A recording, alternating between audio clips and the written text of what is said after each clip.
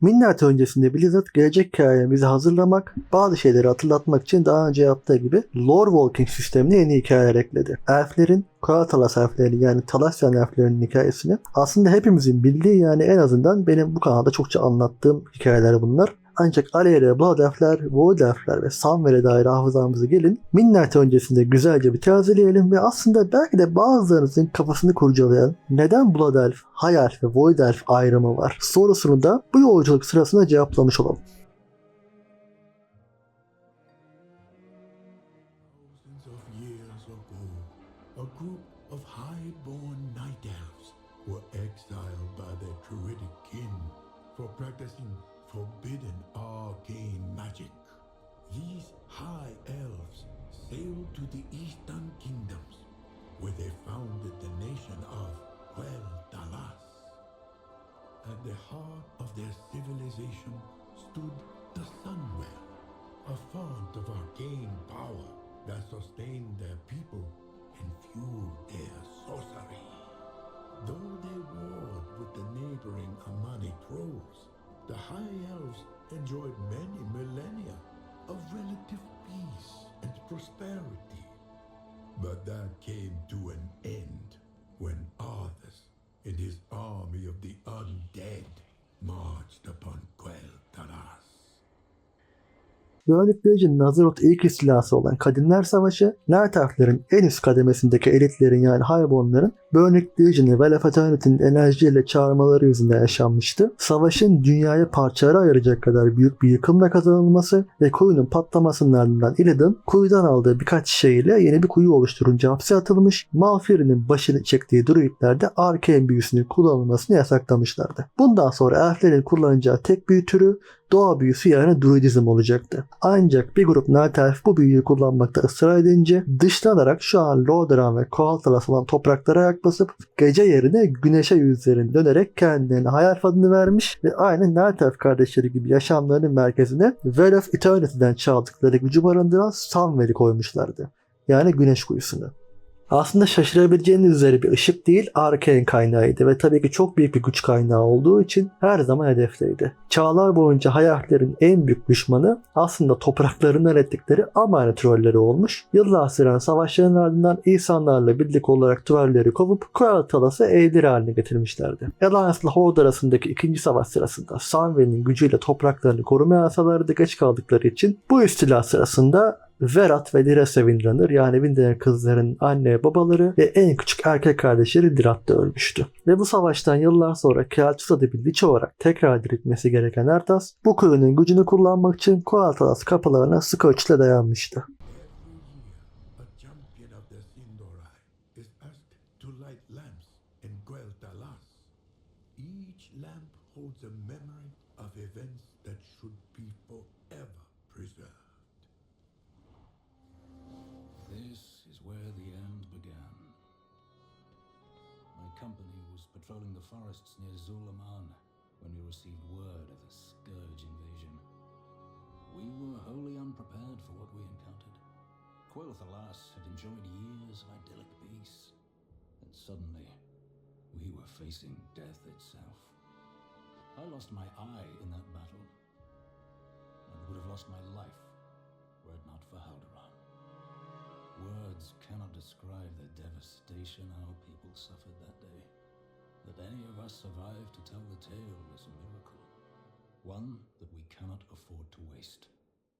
Warcraft tarihinin en büyük trajedilerinden biri ne diye sorsanız kesinlikle Quel'Thalas Savaşı'na aslında katliamını söylerim. Korkunç çünkü. Yani savaşı kaybetmelerinin ötesinde askerlerin yanlarında savaşan silah arkadaşlarının onları öldürmek için saldırdığı bir savaş ortamını düşünün. Korkunç bir katliam aslında. Talasyan elfleri korkunç bir kuyuma uğradılar. It is a grim path to walk, to be certain. Yet this path, these moments, they define what these elves have become. How they have been utterly changed. The Scourge left a trail of defiled land and corpses in their wake. Yet the elves still held hope that Ranger General Sylvanas Windrunner could stop this monster. Ve evet, bu durdurması imkansız orduya aslında ölümün kendisine karşı cesurca gözünü kırpmadan durdu Sylvanas. Bu canavarı durdurmak için elinden geleni yaptı, ancak elinden gelen hiçbir şey sonucu değiştirmeyecekti.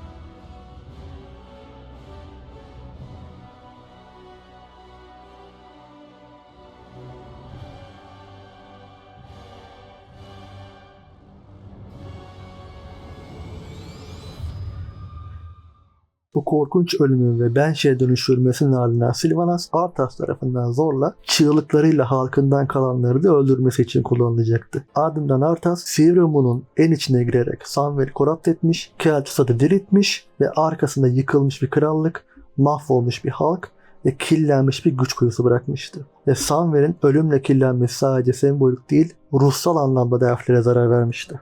Our people would have soon suffered the same fate had we remained linked to its magic.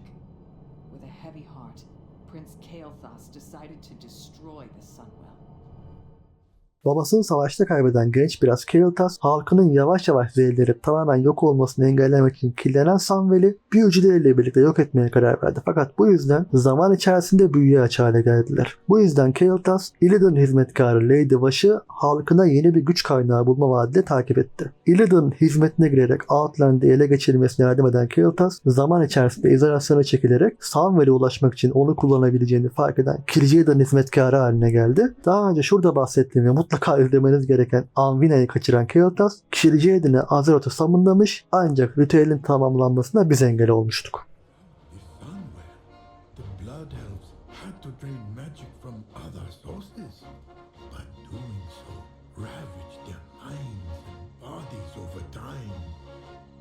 Kael'Thas knew that if they did not find a new source of magic, his people would be doomed. Going to desperate lengths, Kael'Thas imprisoned a Naru, a being of pure light, and had his Magister siphon its holy power. When even that did not prove enough, Kael'Thas pledged the sacred Sunwell to the demonic Burning Legion in exchange for fell magic. Heroes of the Horde and the Alliance stormed the Sunwell and prevented the demons from summoning their dark masters. And then a miracle took place. The same Naru the Blood Elves had held captive sacrificed itself to cleanse and restore the Sunwell. Now, a font of holy light, the Sunwell once again sustained the Blood Elves, ending their ill-fated quest for a new source of magic. Never again would they delve into dark sorcery or place the Sunwell in peril. But that vow would soon be put to the test. Lord Walker Cho daha önce anlattıklarımı güzelce özetledi sağ olsun. Evet, burada dikkat çekebileceğim şeylerden biri Samwell'in önce bir arcane büyü kaynağı olması, ancak restore edildikten sonra bu kez gerçekten kutsal eşeğin vücut bulmuş haline dönüşmesi. Ve çoğunun dediği gibi Blood Elf'lerin kuyuyu korumaya dair ettikleri yemin yıllar sonra sınanacaktı. Beni çok yakından ilgilendiren bir sebepten dolayı hem de. The first elf to master the void was cast out of Silvermoon, perhaps unfairly. Valeria Windrunner. Çoğu Alera'nın haksız yere kovulmuş olabileceğini ima ederek beni daha ilk cümlesinden yakaladı tabii ki. First Arcanist Thalisra and honored guests, welcome to Silvermoon. It is a pleasure to visit your fine city at last. Thank you for extending the invitation, Regent Lord. Please, call me Lorthamar. But where are my manners? Allow me to introduce another guest, Lady Illyria Windrunner, a hero of Silvermoon's past. An unexpected honor, Lady Windrunner. Silgren told me of your courage during the campaign on Argus. The honor is mine, First Arcanist. I do not mean to intrude upon your visit. Perhaps I should return another time. Nonsense. Whatever you came to say, you may say in front of our guests. As you wish. I come bearing an offer from High King Anduin I had hoped your visit was motivated by a love for Silvermoon. Instead, you come at the behest of the Alliance's Boy King. How disappointing. Cutting words, Lorthamar. Are they yours, I wonder? Or has the dutiful ranger I knew become the mouthpiece of your war chief? You doubt my words, yet how can we trust your own? Do you deny that the Lords of the Void whisper to you? Did you not surrender yourself to the shadows on Argus? It seems the offer I bring has been anticipated and spurned. Very well. But before I leave, I have one request. It has been 1,000 years since I set eyes upon the Sunwell. May I visit it once again? I advise against it.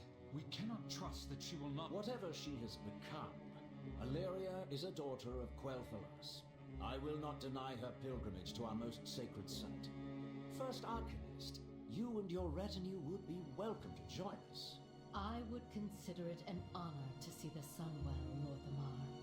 And I prefer that my friends call me Thalysra. Romoth, kindly open the way for us. Please follow me.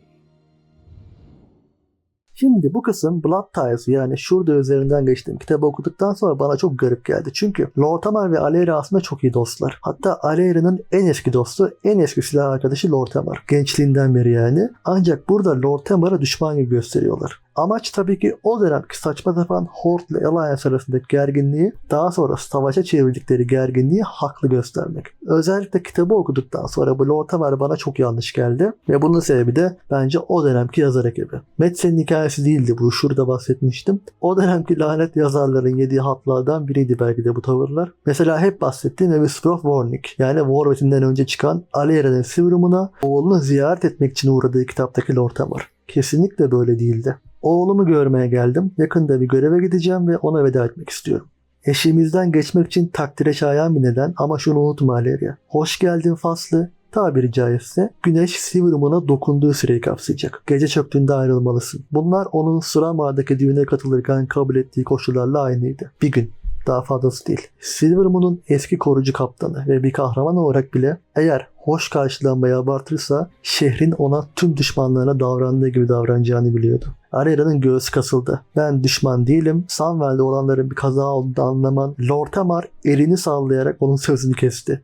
Bu Azeroth üzerinde yaşayan çok az kişinin cüret edebileceği bir hareketti. Kaza olsun veya olmasın. Olan oldu. Halkım sana güvenmiyor. Sana güvenebileceğimden hala emin değilim. Ancak fırsatın varken gidip onu ziyaret et.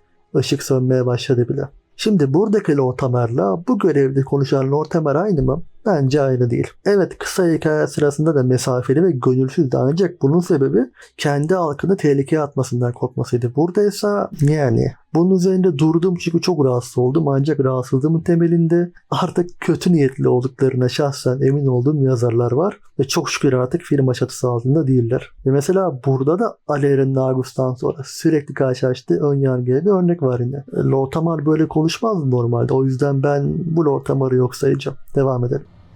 The Sunwell has changed, but its beauty remains. It has been so long. Stay back! What is happening? This is why I demanded that Umbric and his radicals be exiled. Anyone who treats with the Void is a danger to the Sunwell. Did not intend for my presence to... Enough! We need to cleanse this corruption before the well is lost. modern WoW hikayesinin en önemli anlarından biri. Çünkü saganın temellerinin üzerine oturtulduğu anlardan biri de aynı zamanda. Eski takipçilerim hatırlar bu anın ne kadar önemli olduğu ve ilerisi için unutulmaması gerektiğinden 2 yıl önce bahsetmiştim. Aleyran'ın Silvermoon'dan evinden kovulması, hiçlikle bağlantısının bedelinin aslında ne kadar ağır olabileceğinin göstergesi ve iyice dışlanıp izole edilmesi. Samwell'in ve dolayısıyla Silvermoon'un olası bir hiçlik saldırısında açık hedef haline geleceğinin gösterilmesi. Samwell'in fayda mı yoksa zarar mı olduğunun bir türlü anlaşılamaması. Çok çok önemli bir andı bu.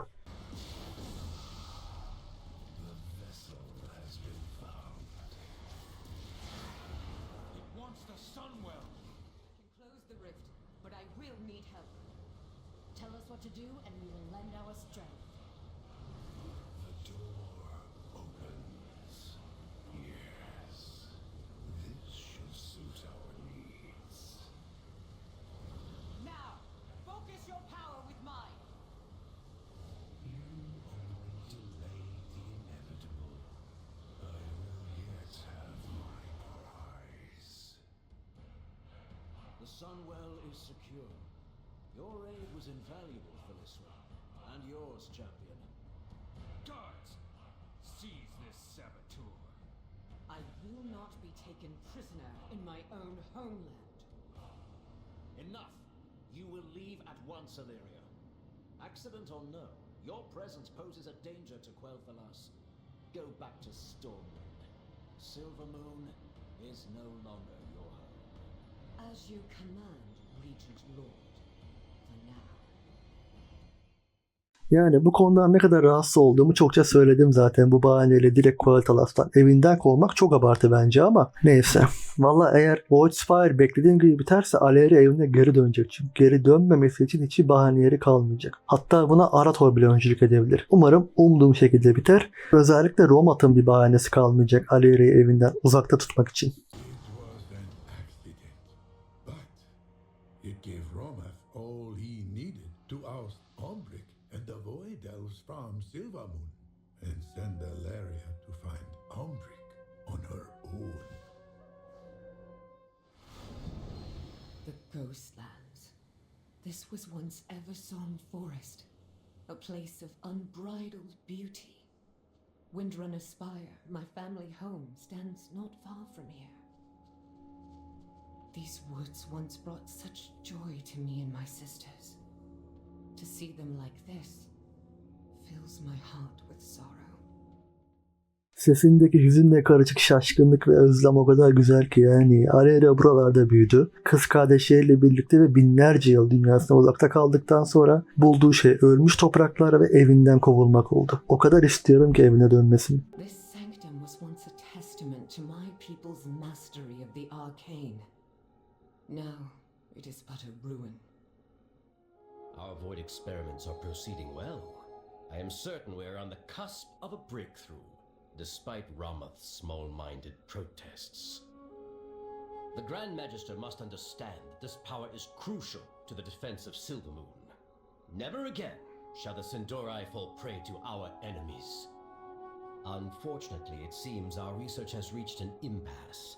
I believe there is knowledge at the Andilian estate that will springboard us forward.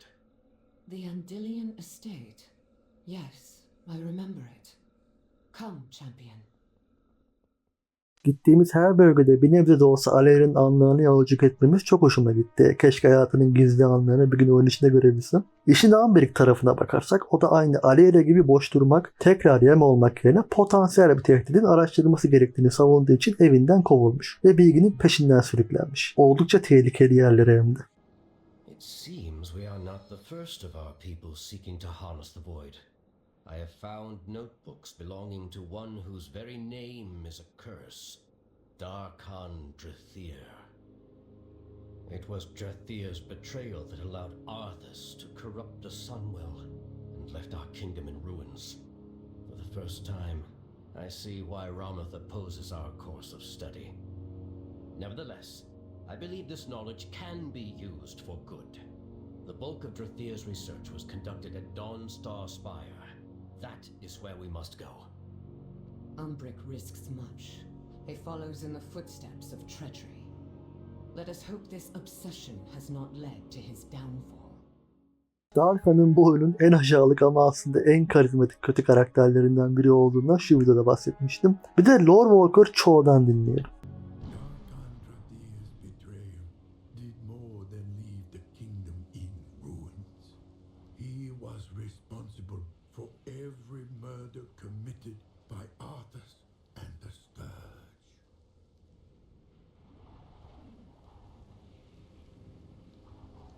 When the sun set that day, there were more corpses than survivors.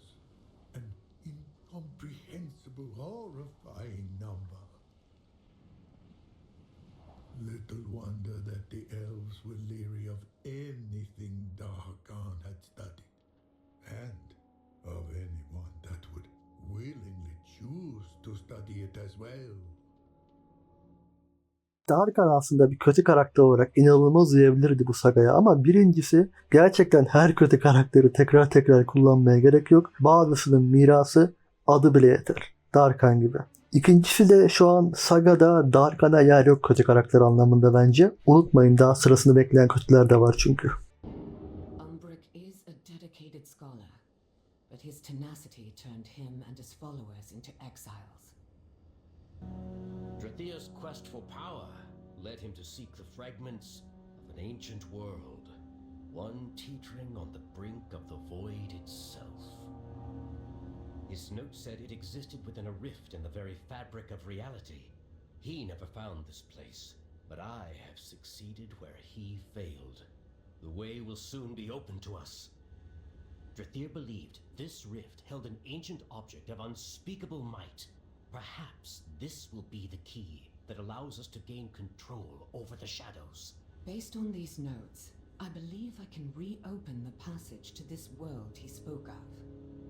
Let me see. Darkan'ın araştırması Telegrus Rift'i ve oradaki kadim bir eşyanın varlığını bulmasını sağlamış. Biz de o geçitten geçip Ambric'i buluyoruz. Ambric bu ziyaretten duyduğu onuru ve Aleyra Nagus'taki karanlık nahruyu emdiğini bildiklerinden bahsedip daha fazlasını öğrenmek istediğinde Aleyra belki başka zaman diye geçiştirip aynı şeyi yaşadıkları için yani hiçliğe dokunup Sivrum'undan kovuldukları için ortak noktada buluşabileceklerini söylüyor. Ambric de buna hak verip onların da kendi araştırmalarında iyi yol kat ettiklerini ancak hala çözemedikleri çok şey olduğunu söylüyor. Mesela şu büyülü küp gibi. Ve bu küpü açmaya çalışıyorlarmış. Careful, Umbric. Answers to such mysteries often come at a price. Look out! At last, the future I foresaw has come to pass. Thank you for opening the way. Show yourself! Who are you? Names are of little consequence. A more interesting question is, what shall you become? My people were reshaped by the void, stripped of the limitations of flesh. We offer you the same gift. Resist the whispers, Umbric. This gift you are offered is little more than enslavement.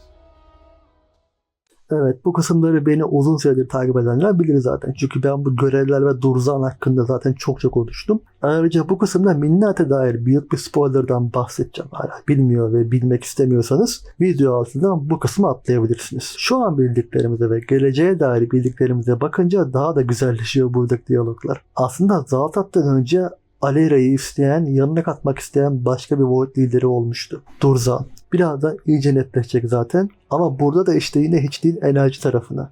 Yani Old God'ların temsil ettiği vücuda bürünmüş halinden çok enerjiye, saf enerjiye dönüşmüş haline vurgu var. Ethereal'lar ve Lura yani Aleyra'nın içindeki narı vücudu kısıtlayıcı olarak görüyorlar. Ve Aleyra'dan da sürekli pes edip ruhunu ama aslında içinde taşıdığı karanlık enerjiyi serbest bırakarak karanlığa dönüşmesini istiyorlar. Ancak ben kişisel olarak daha fiziksel bir dönüşümü tercih ederim ve daha risksiz tabii. Yani şimdi şu modele dönüp baktığımda aslında çevresinde uğraşan karanlık bulutlar var. Enerji bulutları. Sanki burada Aleyra için kastettikleri tabiri caizse Banshee'ye dönüşmesindense kendini teslim etmesi. O da olacak gibi zaten ki şunu da söyleyeyim. Bunun neden ve nasıl yaşanacağını sanırım çözmüş olabilirim. Yakında ondan ayrı bir videoda bahsedeceğim. O videonun da spoilerını önden vereyim ama bazılarının umduğu gibi kötü bir sebepten dolayı yaşanmayacak bence. Even shattered as it is, this place echoes with the whispers of the great ones who were slain, and the hatred of he who broke this world. Dark forces surge through these ashen stones. No wonder the ethereals were drawn here. Evet, burası da şu yüzden önemli. Bu dünya aslında Chronicles'taki meşhur isimsiz gezegen. Sargaras'ın rastladığı Oathgod'ları sezip sadece Oathgod'ları değil acı içindeki World Soul'u da sezince ani ve çaresiz bir kararla kılıcıyla ortadan ikiye yarıp yok ettiği gezegen Telegrus. Yani Telegrus'un da bir World Soul'u vardı aslında ve karanlığa yenilmişti. Your masters will not enslave me, Ethereal, nor will they claim my brothers and sisters. Why do you resist? You stand on the threshold of a grand destiny. Pity you remain silent. The patience of the masters is vast, but not infinite. Kader üzerinden Aleria'ya saldıran Durzan, kaderini karanlığa edilmek olduğunu inandırmaya çalışıyor. Burada şöyle ince bir detay var ve çok önemli aslında. Locus Walker da Aleria'nın kaderini gerçekleştirmek için gölgelere dalması, kucaklaması gerektiğini çokça söyledi ama bunu dengesini bularak yapmasını da söyledi ki gölgelerin içinde kendini kaybetmesin. Durzan veya Zatatsa kendisini koşulsuz şartsız teslim etmesini. Yani aslında köle olmasını istiyorlar. Do you not see what we offer? The majesty of chaos, the glory of infinite hunger.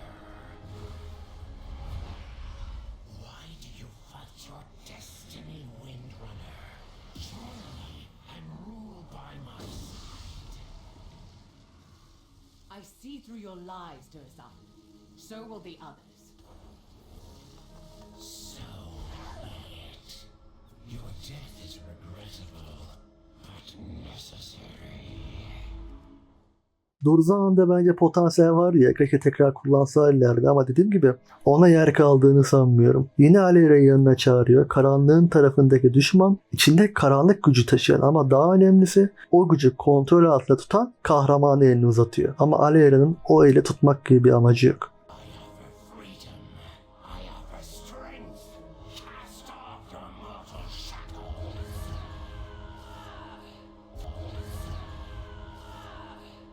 Our destiny is our own, Durzan. You will not define our future. Allah Allah, Aleria kaderimiz bizimdir filan diyor. Çok zayıf biri değil miydi ya? Ergendi filan ya, iradesi zayıftı. Allah Allah. Neler diyor Aleria, baksanıza. Gurur duyuyorum seninle. Durzan tried to tear away your mortality, to make you like him, a slave to his hunger. But your fate is still your own, Umbric. I can teach you to quiet the whispers, to make the shadows serve you, instead of you serving them. My arrogance was nearly our undoing.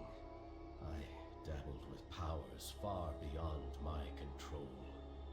If you will train us, Illyria, we will follow where you lead. Void Elf'lerin arasında bir ihanet yaşanabileceğine dair bazı imalar vardı bir süre önce. Ama size Midnight'tan aldığım izlenime göre gönül rahatlığıyla şunu söyleyebilirim. Bir kişi hariç bütün Void Elf'ler Aleria'nın, yani öğretmenlerin arkasında. Ve hayır, o gücü aç kişi Umbric değil. Görürsünüz vakti geldiğinde ki güce ne kadar aç ve zayıf iradeli olduğunu görevler sırasında anlayacaksınız. Diğer ise Aleria ölümlülüğü bir hediye olarak görüyor ve ölümlü bedenini. Çünkü onu Aleria yapan bedende biriktirdiği anıları, dokunduğu insanlar, yani oğluna dokunabilmesi mesela. Durzan aslında bir ölümlü için çok önemli olan dokunma yetisinden mahrum mesela. Ama o bunu sorun etmiyor çünkü o zaten gücü aç. Ve bunu bir hapis olarak görmüş. Daha fazlasını öğrenmek için. Ölümlülüğümüz aslında bize verilen bir hediye ve bunun Titanlar da farkında. Zamanında Azeroth üzerindeki Titan yapım demir raykolları ve demirciler Oathgod'ların laneti yüzünden ete kemiğe bürünüp günümüzdeki insanlara ve cücelere dönüşmüşlerdi. Benim karakterimin en eski atası demir raykollar mesela, öyle düşünün. Ölümlülüğümüzün kıymetini bilmemiz gerek aslında. Titanların istediği gibi mükemmel, hiçliğin istediği gibi limitsiz olmadığımız için özeliz aslında. Kusurumuz aslında en büyük kazancımız. So the elves of Gwen Dallas stand divided. The Blood Elves, knowing the risk of pursuing power, safeguard the Sunwell at all costs.